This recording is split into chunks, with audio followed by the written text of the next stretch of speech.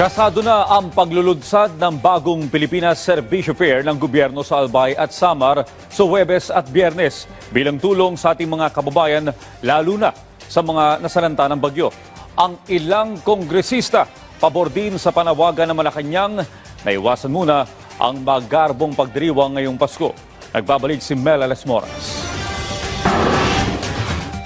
Sang-ayon ang ilang kongresista sa panawagan ng Malacanang sa mga ahensya ng gobyerno na iwasan muna ang marangyang pagdiriwang ngayong Pasko bilang pakikiisa sa mga biktima ng kalamidad. Sa isang press conference, kapwa iginiiti naman nila 3rd District Representative Joel Chua at Taguig City 2nd District Representative Pami Zamora na dito sa Kamara. Hindi rin talaga sila nagdaraos ng magarbong pagtitipon lalo pa ngayong nakatuon ang kanilang pansin sa pagtulong sa mga nasalanta. Never naman talaga kami nagkaroon ng magarbong selebrasyon dito. So, it's always been simple and we assure you that it will be even simpler.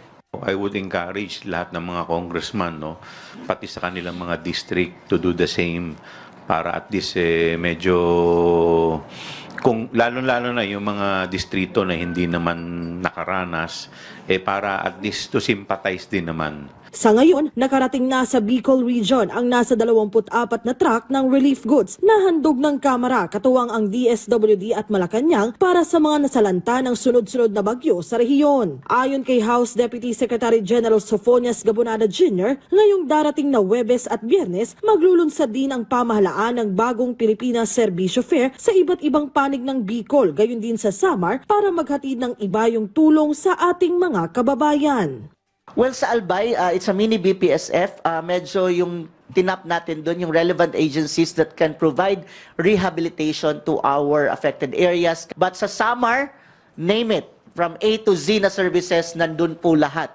Ang i-offer natin, so passporting, clearances, financial assistance, scholarship, livelihood, licensing. Mel Alesmoras para sa Pambansang TV sa Bagong Pilipinas.